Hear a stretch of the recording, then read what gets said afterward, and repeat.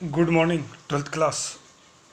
चलिए हम देखे थे a walk through the fire, Eddie Smith जो एक ब्रिटिशर हैं उनके द्वारा लिखित आत्मकथा आप कह सकते हैं एक प्रकार से, क्योंकि ये उनके साथ सत्य घटना पर आधारित है ये। और इसका प्रसारण बीबीसी लंदन रेडियो पे भी हुआ था। इस लेसन का प्रसारण, ये घटना है 1947 के आसपास की, 40-47 के आसपास की, जब भारत में अंग्रेजी हुकूमत जा रही थी, लेकिन उस समय भी भारत में काफ़ी संख्या में अंग्रेज सैनिक रहते थे। सिकंदराबाद के पास की ये घटना है और उसमें उन्होंने बताया है कि किस प्रकार उस समय भारतीय लोग योग, मनन और एकाग्रता की कला में निपुण हुआ करते थे, और कैसे उसने एडी स्मिथ को भी अपने साथ आग के ऊपर चलाया और कोई नुकसान उसको नहीं हुआ। देखिए, स्टार्ट किया है।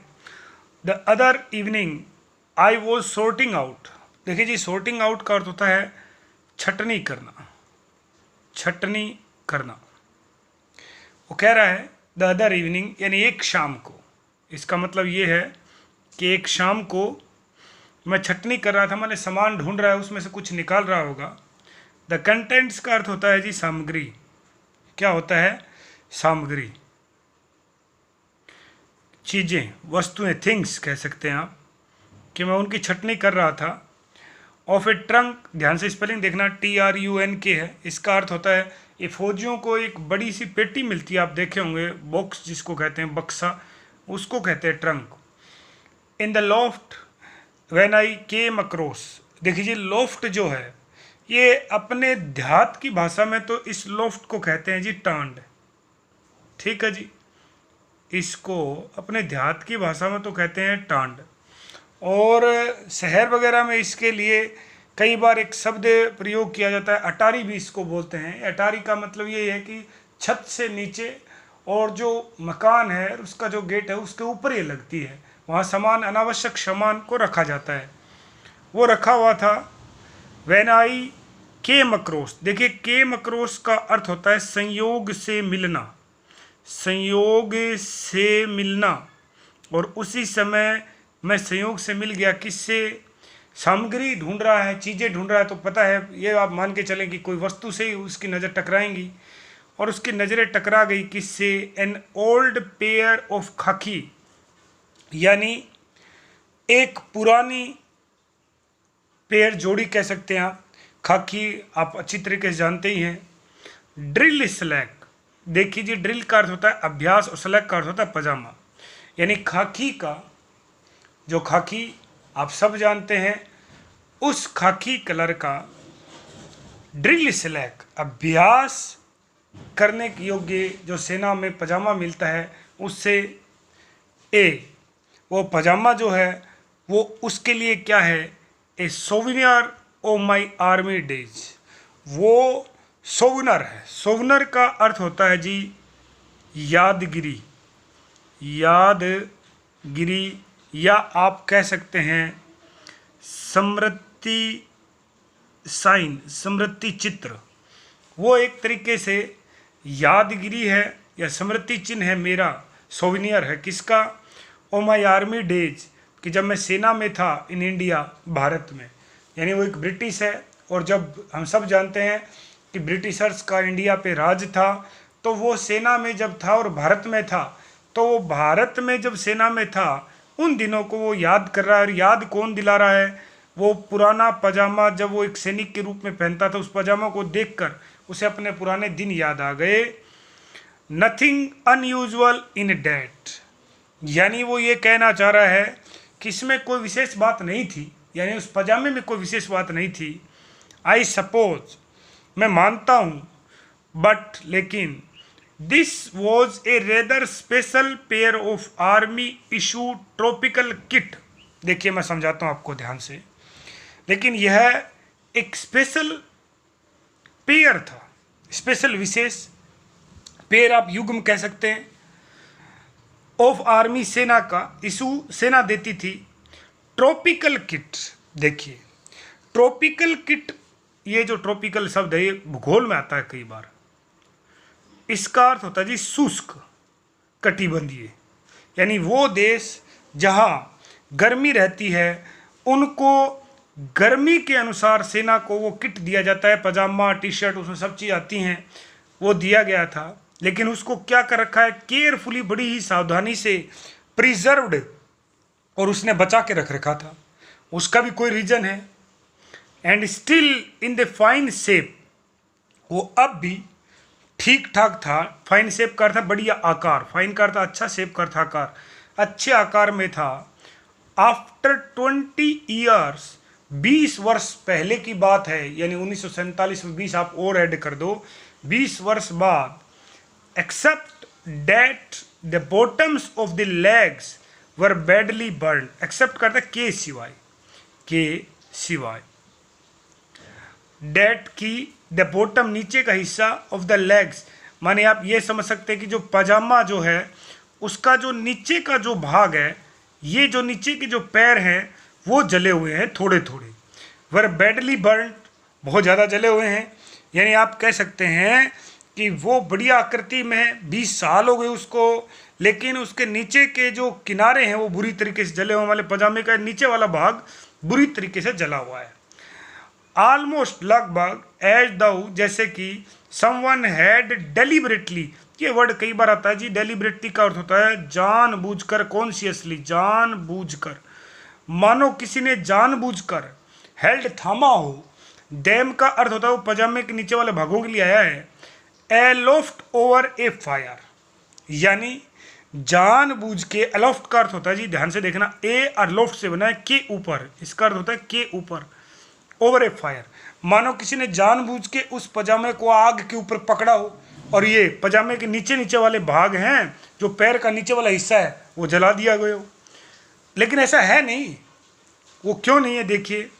इनफैक्ट वास्तव में डेट वॉज नियर इनफ, वो कह रहा है कि करीब करीब या वास्तव में नियर इनफ, ये लगभग कुछ ऐसी ही बात है। What had happen to them, कि आप कह सकते हैं करीब करीब इनके साथ ऐसा ही हुआ। ऐसा ही हुआ मतलब मानो कि उनको आग के ऊपर ही चलाया गया हो। वो ऐसा क्यों, हम आपको बताता हूँ। देखिए कि एडी स्मिथ को एक वृद्ध व्यक्ति, जैसा समरी मैंने बताया था, वो वृद्ध व्यक्ति आग की खाई पे चलता है और बाद में एडी स्मिथ को भी अपने आप उस खाई पे चलाता है। और एडी स्मिथ के पैरों में एक बलिस्टर करता था छाला, एक छाला तक नहीं आता।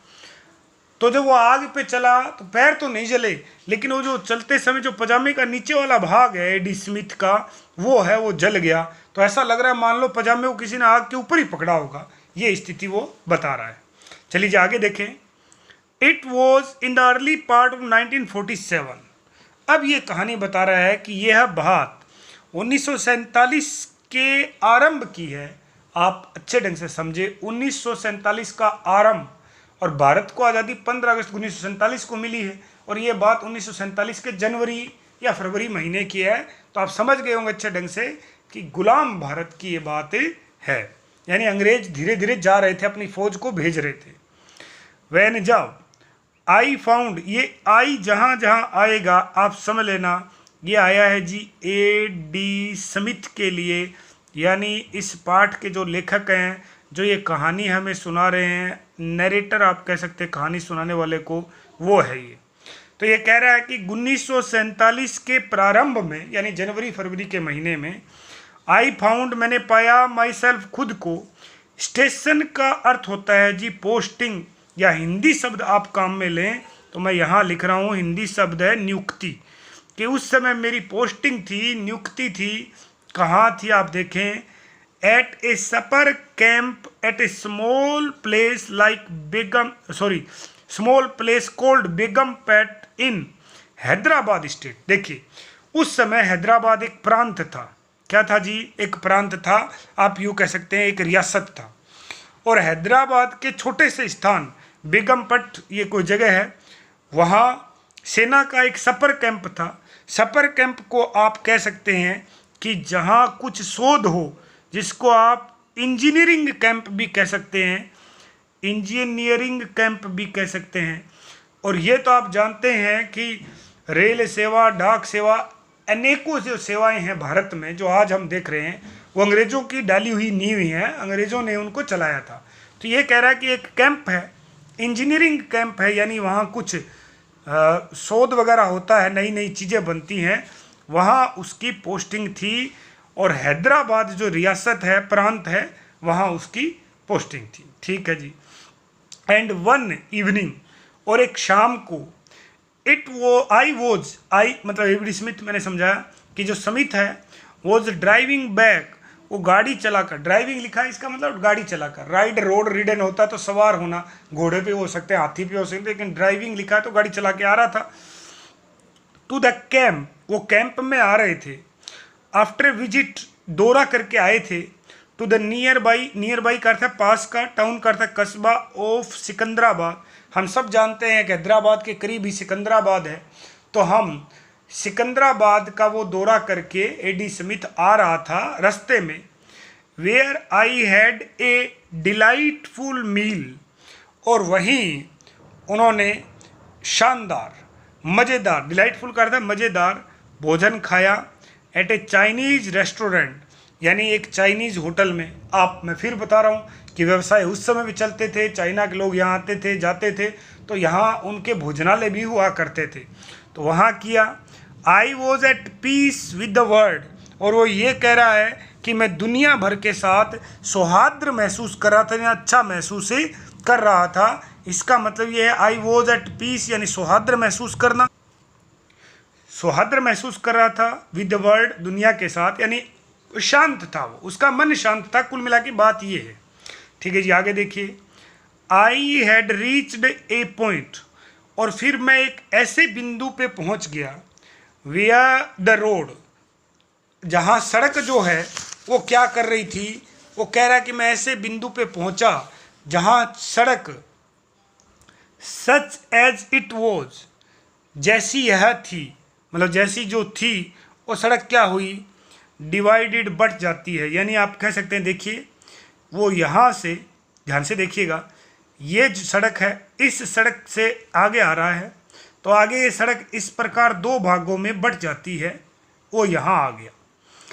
And as I was swinging in to the left hand, और जैसे ही मैंने बाईं ओर की शाखा, यानी आपका बायां, हमारा जो अभी हम पुस्तक के हिसाब से देखें तो ये हो गया। तो जैसे उसने स्विंग किया, स्विंग का अर्थ है गाड़ी को घुमाना, जैसे ही मैंने गाड़ी को घुमाया, left hand frock towards the camp. देखिए मैं आपको समझाता हूँ। स्विंग का अर्थ होता है गाड़ी को घुमाना, फ्रोक का अर्थ होता है कि वो रास्ता, वो लोकल रास्ता जो दूसरी शाखा की तरफ मुड़ता, उसको फ्रोक कहते हैं। यानी आप कह सकते हैं कि दो शाखाओं में जो सड़क है उसका बट जाना ही फ्रोक है। एक रास्ता ये है, इस फ्रोक की तरफ जैसे घूमा, टुवर्ड्स द कैंप, जो कैंप की तरफ जाता था। तो आप ध्यान से देखना, मैं सबको समझा रहा हूँ, ये गाड़ी है, ये ट्रक है, जैसे वो यहाँ से घूमेगा तो आप ये बताओ यहाँ लाइट गिरेगी कि नहीं गिरेगी, गिरेगी। यहाँ लाइट गिरेगी कि नहीं गिरेगी, गिरेगी। यानी लाइट ऐसे घूमते हुए आएगी, इस डायरेक्शन में आओगी। आप ये देखें, वो कह रहा है आई कोट ए ग्लिम्स। देखिए जी, ग्लिम्स का अर्थ होता है जी नज़र, झलक। मेरी एक नज़र पड़ी ऑफ समथिंग, किसी चीज़ पे, इन द हेडलाइट्स, हेडलाइट्स यानी गाड़ी के आगे की जो लाइट्स हैं उनको कहा गया। Over on the right hand frock. अब ध्यान से देखिए, ये लेफ्ट हैंड फ्रोक हुआ, ये इधर वाला रास्ता, और ये राइट हैंड फ्रोक हुआ इधर वाला। मैं क्या समझा रहा हूँ कि जैसे ही गाड़ी घूमेगी तो बताओ यहाँ लाइट पड़ेगी कि नहीं पड़ेगी। मैंने अभी बताया कि पड़ेगी। लाइट भी ऐसे घूम के आएगी, एकदम से ऐसे नहीं घूमेंगी लाइट। ठीक है जी। This was a little more than a cart track which led to a small village called Firozgud. देखिए मैं आपको समझाता हूँ कि ये जो सड़क थी, जो फिरोजगुड्डा या फिरोजगुड कह सकते हैं, फिरोजगुड्डा आप कहें, फिरोजगुड्डा या गुड, क्योंकि इंग्लिश में लास्ट में जो AEIOU है, इनकी ध्वनि उच्चारित कम की जाती है, तो आप कह सकते हैं क्योंकि ये नाम है, इसका उच्चारण कैसे भी किया जा सकता है। ठीक है जी। यह सड़क फिरोजगुड नामक जो छोटा सा गांव है उस तरफ जाती थी। किस तरफ? ये छोटा सा गांव है, उस तरफ लीड का अर्थ जाना, इसी से लीड बनता है LEAD, और उसी लीड से लीडर बनता है नेतृत्व करने वाला। वो उधर जाती थी और क्या लिखा है, मोर देन ए कार्ट ट्रैक, यानी वो जो रास्ता है वो बैलगाड़ी की पगडंडी से बेहतर नहीं था। मतलब वो बिल्कुल, देखिए जी, कार्ट का अर्थ होता है बैलगाड़ी, ट्रैक का अर्थ रास्ता, यानी वो कच्चा रास्ता ही है, आप यूं समझ सकते हैं, बहुत अच्छा रास्ता वो नहीं है जहाँ बैलगाड़ी वगैरह चलती हो। ठीक है जी। आई स्टॉप द ट्रक, और उसको कुछ दिखा रोशनी में, हेडलाइट्स में, तो उसने ट्रक को क्या कर लिया जी, रोक लिया। एंड रिवर्स्ड इट बैक, देखिए जी, 2 वर्ड लगाने की आवश्यकता नहीं थी, रिवर्स्ड इट बैक, रिवर्स ही अपने आप में बैक होता है, उसने उसको पीछे किया, अलोंग द रोड, यानी ऐसे घुमा रहा था तो फिर वह बैक किया, अनटिल, जब तक कि द हेडलाइट्स, अब वो बैक करेगा, ट्रक ऐसे घुमा हुआ है, बैक करेगा तो ट्रक सीधा होगा, तो यहाँ प्रकाश पड़ेगा, जब तक कि जो हेडलाइट्स थी, सोन का अर्थ है चमकना, अक्रॉस आर पार, to where something had fast attract, something कुछ, हेड अट्रैक्ट, पास्ट परफेक्ट लिखा है, फेस्ट, जो पहले मुझे जिसने अट्रैक्ट किया, आकर्षित किया, जिस चीज को मैंने देखा, जिस तरफ मेरा ध्यान दिया, जब तक वहां लाइट दोबारा नहीं गिरी, और आगे लिख भी दिया, देखिए, माई अटेंशन, अट्रैक्ट आकर्षित करना, अटेंशन का अर्थ होता है ध्यान, कि जिस चीज ने मेरे ध्यान को पहले आकर्षित किया, जब तक वो चीज मुझे नहीं दिखी, मैंने ट्रक को वापस किया। ठीक है जी, यहां तक कोई दिक्कत नहीं है, आगे बढ़ते हैं। ठीक, एंड आई वो जस्ट इन टाइम टू सी, यानी वो ये कह रहा है कि जैसे ही मैंने उस ट्रक को पीछे लिया, और जब तक कि मुझे वो जिस चीज़ ने मुझे पहला आकर्षित नहीं किया था, तब तक मैंने उस गाड़ी को बैक किया, और वो कह रहा है कि आई वो जस्ट इन टाइम टू सी, वो बोल रहा है जैसे ही, वो कह रहा है एंड आई वो जस्ट इन टाइम टू सी, और जैसे उसने किया तो क्या देखा, शैडोई यानी धुंधली, छाया, आकृतियों को, फिगर्स का अर्थ आकृतियाँ, डिसअपियरिंग गायब हो रही थी, like mad across the rough ground, देखिए रफ का अर्थ होता है ऊबड़ खाबड़, और ग्राउंड का अर्थ है मैदान, ऊबड़ खाबड़ मैदान में, अक्रॉस यानी पार कर जाना, कि कुछ आकृतियाँ ऊबड़ खाबड़ मैदान को, लाइक मैड का अर्थ है किसी पागल की तरह, वैसे इसके 2 अर्थ है, तेज गति से, और एक मैड हम जानते हैं पागल होता ही है, कि जैसे तेज गति से कोई भाग रहा हो, वैसी आकृतियों को मैंने उस मैदान को अक्रॉस करता पार करते हुए देखा, यानी कुछ लोग मुझे लगा कि भाग रहे हैं। हु वेयर दे वर, वो कौन थे, मानी वो लोग कौन थे मुझे नहीं पता, दे वर ओबीवियसली, लेकिन वो जो भी थे, दे वर ओबीवियसली, यानी स्पष्ट रूप से क्या थे, इंटेंट, उनका इरादा था, on putting as much distance between themselves and me as they could in the shortest time, देखिए shortest कम से कम टाइम करता समय, कम से कम समय में, they could जितना वो कर सकते थे, वो क्या बढ़ाना चाहते थे, यानी ये आपका एडी स्मिथ है, ये वो लोग हैं 2, तो कम से कम समय में हमारे बीच का डिस्टेंस जो है उस दूरी को बढ़ाना चाहते थे, यानी वो क्या करना चाहते थे, दूसरे शब्दों में आप यूँ समझे, वो वहाँ से क्या करना चाहते थे, भागना चाहते थे। वो ये कह रहा है कि वो लोग जो भी थे, लेकिन ये बात तो ओबीवियस थी, स्पष्ट थी, इंटेंट उनका इरादा था कि वो जल्दी से जल्दी मेरे और उनके बीच की जो दूरी थी उसको बढ़ाना चाहते थे, यानी वो लोग क्या करना चाहते थे, भागना चाहते थे, ऐसा उन लोगों का इरादा था। So I let them get on with it because, वो कह रहा है इसलिए मैंने उन्हें ऐसा करने दिया, यानी ये उनके पीछे नहीं दौड़ा, बिकॉज क्योंकि I could now see what appeared at first sight to be a bundle of white clothing on the ground, कि उसने ऐसा उनको इसलिए करने दिया क्योंकि वो कह रहा है कि I could now see, अब मैं देख पा रहा था, what appear, जो प्रतीत हो रहा था, at first sight, शुरुआत की नज़र से, to be a bundle of white clothing, bundle का अर्थ है आप कह सकते हैं गुच्छा, या बंडल, हिंदी में बंडल रहता है, कई बार गठड़ी कह सकते हैं आप, वाइट क्लोथिंग, सफ़ेद कपड़ों की जो दूर से मैदान पे वाइट सफ़ेद गठड़ी नज़र आ रही थी।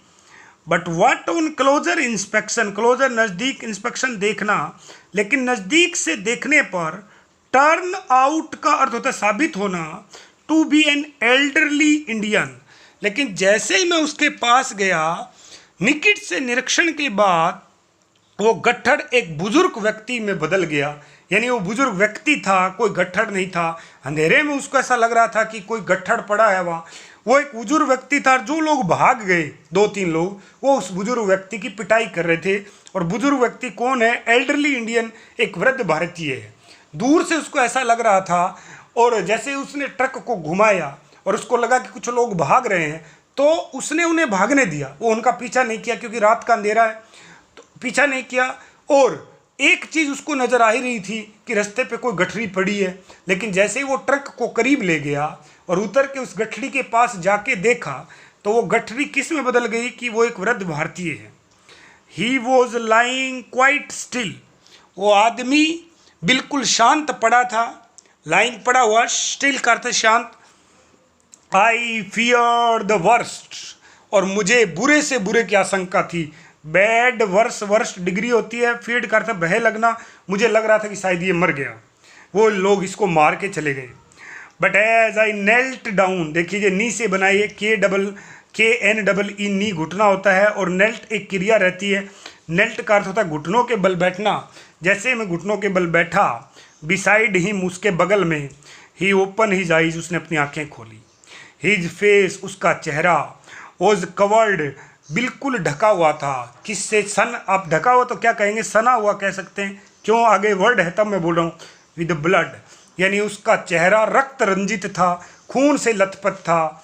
एंड इट वॉज ओबीवियस, ओबीवियस का अर्थ होता है जी स्पष्ट होना। ये बिल्कुल स्पष्ट था। डेट की someone had been doing a pretty thorough job. देखिए जी, प्रिटी, थोरो और जॉब, 3 वर्ड है, ध्यान देखना। जॉब का अर्थ होता है जी काम, थोरो का अर्थ होता है जी सघन, और प्रिटी का अर्थ होता है ठीक ठाक, ठीक ठाक। Of putting the boot on to him, अब आप समझ गए होंगे शायद, ये बात स्पष्ट थी। कोई व्यक्ति उसको ठोकर मार के, बूट से ठोकर मारना, कि किसी व्यक्ति ने बहुत ज़्यादा बूट जो है उनसे ठोकर मार मार के उसकी पिटाई की है। तो वो जो लोग थे जो उसको पिटने वाले थे, इस वजह से उसके चेहरे पे खून ही खून था। ये उसने देखा, तो ये बात तो स्पष्ट होगी, वो समझ गया कि ये खून है, वो कैसे निकला, इतनी उसने चीज़ देख ली। यही वो वृद्ध व्यक्ति है जो आगे आग पे चलेगा और एडी स्मिथ को भी चला के दिखाएगा। पार्ट छोटा है, लेकिन मैंने पहले ही कहा कि कुछ पार्ट छोटे रहते हैं। जब वाटर पार्ट है, बिल्कुल छोटा था। A journey to the end of the world, बिल्कुल छोटा था, तिसानी द्वारा लिखा गया। लेकिन आप समझेंगे जो पार्ट छोटे हैं उनके मीनिंग कुछ हार्ड रहते हैं, उनकी भाषा थोड़ी सी हार्ड रहती है। जैसे ओन रीडिंग टूल लिटरेचर अपना था, वो भी कुछ इंपॉर्टेंट पार्ट है। तो वैसे इस पार्ट को भी हम 2 या 3 भाग में देखेंगे। तो इससे आगे हम कल देखेंगे। आप इसको ढंग से पढ़ें, कुछ समझना है तो आप पूछ सकते हैं। क्वेश्चन आंसर आपको बार बार मिल रहे हैं। कल इससे आगे हम देखेंगे।